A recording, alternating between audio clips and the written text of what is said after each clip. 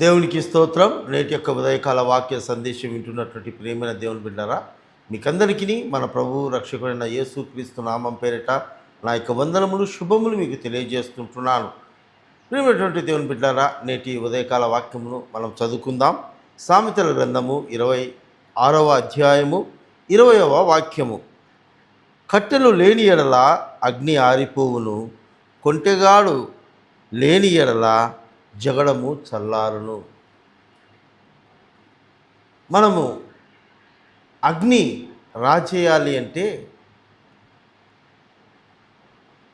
అగ్ని మండాలి అంటే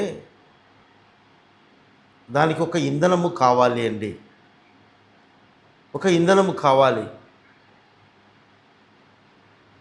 ఆ అగ్ని కట్టెల రూపంలో ఆ అగ్ని వస్తుంది, లేకపోతే గ్యాసు ద్వారా ఏదో ఒక ఇంధనము అక్కడ ఉపయోగిస్తేనే, కాల్చబడితేనే ఆ కాల్చినటువంటి ఆ ఇంధనంలో నుంచి అగ్ని వస్తుందండి.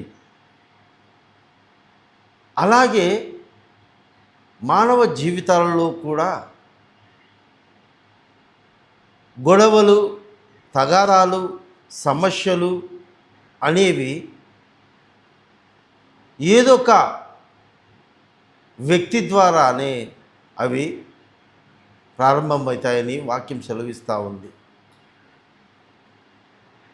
కట్టెలు లేకుండా అగ్ని ఎలాగ మండదో, ఇద్దరు వ్యక్తుల మధ్య మరొక వ్యక్తి లేకపోతే అక్కడ వారి ఇద్దరి మధ్య సమస్యలు ఉండవండి. అది కుటుంబంలోనైనా సరే, అది స్నేహితుల మధ్యనైనా సరే, అది పనిచేస్తున్న చోట, వ్యాపార స్థలాలలో, చదువుకుంటున్న చోట, అది మరి ఎక్కడైనా సరేనండి. ఇరువురి మధ్య ఎప్పుడు మనస్పర్ధలు రావు, ఇరువురి మధ్య ఎప్పుడు సమస్యలు రావు, కొట్లాటలు రావు, రెండు వర్గాల మధ్య ఎప్పుడు ఇబ్బందులు రావండి. అక్కడ మరి యొక్క మూడవ వ్యక్తి యొక్క ప్రమేయం ఉంటేనే, ఆ మూడవ వ్యక్తి యొక్క స్వభావము కూడా కొట్లాటలు పెట్టేటువంటి మనస్తత్వము, అసమాధానాన్ని నెలకొల్పేటటువంటి మనస్సు, అలాంటి జీవితం కలిగినటువంటి వారి యొక్క ద్వారానే ఈ యొక్క సమస్యలు, కొట్లాటలు, తగాదులు వస్తూ ఉంటాయండి. చాలామంది మనం కుటుంబాల్లో మనం చూసినట్లయితే భార్యకు భర్తకు, అత్తకు కోడలకు, కోడలకు అత్తమామలకు, అన్నదమ్ముల మధ్య, అన్న చెల్లెళ్ళు, అక్క తమ్ముళ్ళ మధ్య సమస్యలు వాళ్ళు పుట్టినప్పటి నుండి ఒకే కుటుంబంలో పెరిగినప్పటికీ కూడా వాళ్ళు పెద్దవారైన తర్వాత, వారి వివాహాలైన తర్వాత ఏ వ్యక్తి అయితే మూడో వ్యక్తి ఆ కుటుంబంలో ప్రవేశిస్తుందో ఆ వ్యక్తి యొక్క మనస్సు అసూయ, ద్వేషము, స్వార్థము, చాడీలు చెప్పేటువంటి స్వభావం కలిగిన వారుగా ఉన్నట్లయితే ఆ కుటుంబంలో, ఆ పచ్చని కుటుంబాలలో చిచ్చు పెట్టేవారిగా మూడో వ్యక్తి వస్తారండి. అదే మనము ఆధ్యాత్మికంగా మనము జ్ఞానంతో ఆలోచన చేయాలండి. మేము కుటుంబంలో చిన్నప్పటి నుండి ఒక తల్లి గర్భంలో జన్మించి ఒకే కుటుంబంగా మేము అన్నదమ్ములముగా, లేకపోతే అన్నా చెల్లెలముగా, లేకపోతే అక్క తమ్ముళ్ళముగా, ఈ రీతిగా మేము సంతోషంగా చిన్నప్పటి నుండి ఆడుకుంటూ, ఒకే డ్రెస్సు వేసుకుంటూ, ఒకే ఆహారం తింటూ, ఒకే మంచంలో పండుకుంటూ ఎంతో అన్యోన్యంగా సంతోషంగా జీవించాము. అయితే ఎందుకు ఇప్పుడు ఈ మనస్పర్ధలు వస్తుంటున్నాయి? ఎందుకు ఈ విభేదాలు వస్తుంటున్నాయి?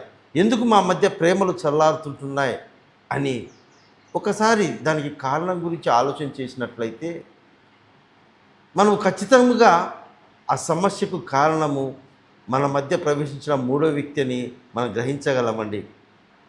చాలామంది జీవితాల్లో అది గ్రహించుకోలేక ఆ యొక్క సరైన ప్రవర్తన లేనటువంటి వాళ్ళు ఇంట్లో ప్రవేశించడం ద్వారా ఆ ఇంట్లో వచ్చిన సమస్యలను చాలామంది పట్టించుకోక చివరికి ఆ అగ్ని చిన్నగా మొదలై కుటుంబాన్ని అంతా కాల్చేసేంతగా మా దారిలోకి తీస్తుందండి. ఈ మూడో వ్యక్తి అనే వ్యక్తి చాలా అపాయకరమైన వారిగా మనం గుర్తించాలండి. ఎప్పుడుకు మూడో వ్యక్తి యొక్క మాటలు నమ్మకూడదు, ఎప్పుడో మూడో వ్యక్తి మాటలు వినకూడదు, అలాంటి మాటలు పట్టించుకోకూడదండి. ఆ వ్యక్తి ఇద్దరి మధ్య మాట్లాడుతుంటున్నాడా, లేకపోతే వేరే వేరుగా ఆ వ్యక్తులతో సంభాషిస్తుంటున్నారనేది మనం గమనించాలి. నిజమైనటువంటి ఆత్మీయ సంబంధం కలిగినటువంటి వ్యక్తులైతే ఇద్దరిని పిలిపించి, ఒకవేళ ఏదైనా తప్పులు జరుగుతూ ఉంటే, ఏదైనా ఇబ్బందులు జరుగుతూ ఉంటే కూర్చోబెట్టి మాట్లాడతారు, తెలుసుకుంటారు. ఒకరి సైడ్ మాటలే, ఒక వ్యక్తి మాటలే ఎవరు వినరండి. నేటి దినాల్లో అనేక కుటుంబాలు చూసినట్లయితే చంద్రాబందరగా చెల్లా చెదరైపోతుంటున్నాయి. భార్య మాట విని తమ భర్తలు తమ యొక్క రక్త సంబంధికులను, తమ తల్లిదండ్రులను కూడా నిర్లక్ష్యం చేసి మనస్పర్ధలు ఆ మూడో వ్యక్తి ద్వారా కలిగించినప్పుడు విడిపోవటం కూడా సిద్ధపడుతుంటున్నారు. కానీ ఆ అబద్ధాలకు అసమాధానానికి కారణమైనటువంటి ఆ వ్యక్తి వచ్చిన తర్వాతే కదా మా కుటుంబం ఇలాగ అయిపోతుందని ఆలోచన లేకుండా పోతూ ఉంది. వాళ్ళకు జ్ఞానం లేదని కాదు, వాళ్ళకు బైబిల్ తెలియదని కాదు, వాక్యము తెలియదని కాదు, అన్నీ తెలుసు. కానీ దేవుని బిడ్డలారా, ఆ మంట రగిల్చేటువంటి ఆ వ్యక్తిని అదుపు చేసుకోలేకపోతే ఆ కుటుంబాన్ని కాల్చుకునే వారంగా తయారైపోతామనేది గ్రహించలేకపోతుంటున్నారు. ఎంత విచారకరము, ఎంత బాధాకరం ఈ మాట. అనేక మంది జీవితాలు, అనేక మంది భార్యాభర్తల మధ్య ఎందుకు ఆ విభేదాలు, ఎందుకు విడిపోతుంటున్నారు? వారి మధ్య అపవాదైన సాతాను అనేవాడు ప్రవేశించి వారి మధ్య అగ్ని కారజేస్తున్నాడు. కనుక సమస్యలనే, సాకులనే, అపార్థం చేసుకునే మాటలనే ఇంధనముల చేత వారి మధ్య చిచ్చు పెడుతుంటున్నాడు. కనుక ఆ చిచ్చును దూరం పెట్టగలిగితే, ఆ అపవాది తీసుకొచ్చే మాటలను మనం దూరం చేసుకోగలిగితే మన బంధాలు ఎంత అన్యోన్యంగా ఉంటాయండి, ఎంత సంతోషంగా ఉంటాయి, ఎంత ఆనందంగా ఉంటాయి. అందుకే దేవుడు ఒక మాట అంటాడండి, సహోదరుల ఐక్యత కలిగి నివసించుట ఎంత మేలు, ఎంత మనోహరం అని. ఐక్యత ఉన్న చోట అగ్ని ఉండదండి, అక్కడ ప్రేమ ఉంటుంది, అక్కడ అర్థము చేసుకునే మనసు ఉంటుంది, ఆలోచన చేసుకునే తత్వము అక్కడ ఉంటుందండి. మనము ఎంత సంపాదించినాము, సమాజంలో ఏ స్థానంలో ఉన్నాము, మనం ఎలా సేవ చేస్తుంటున్నాం అనేది కాదు ప్రాముఖ్యత. మన కుటుంబంలో సమాధానం కలిగి ఉన్నామా, మన జీవితంలో అందరితో సమాధానం కలిగి ఉన్నామా, మనం ఎవరు చెప్పుడు మాటలు మనం ఏమన్నా వింటున్నామా అనేది గ్రహించాలి. నేను అనేక సంఘాలలో చెప్పుడు మాటలు విని సంఘాలు విడిపోతుంటున్నాయి.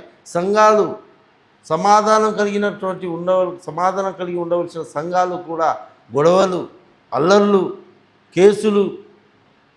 ఎంత విచారకరమండి. సంఘాలలో ఎన్నో సంవత్సరాల నుంచి నమ్మకంగా పనిచేస్తున్న వారిని కూడా చెప్పుడు మాటలు విని దూరపరిచి గాయపరుస్తుంటున్నటువంటి వారు అనేక మంది ఉంటున్నారండి.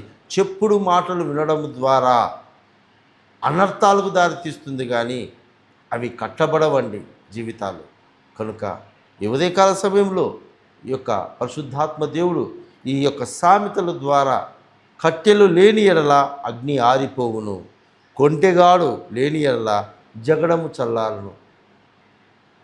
అగ్నికి కారణమైన కట్టెలు లేకపోతే అక్కడ అగ్నియే రాదండి. అదే రీతిగా కొట్లాటలకు, తగాదాలకు, సమస్యలకు దారి చేసేటువంటి ఆ వ్యక్తులను మనం దూరంగా ఉంచినట్లయితే, అదుపు చేసినట్లయితే ఖచ్చితంగా ఆ కుటుంబంలో, ఆ జీవితంలో ఎన్నటికీ కూడా సమస్యలు ఉండవు. కనుక ఈ ఉదయకాల సమయంలో ప్రియమైన దేవుని బిడ్డలారా, మన జీవితంలో ఇప్పుడు అగ్ని అనే మన కుటుంబంలో అగ్ని ఒకవేళ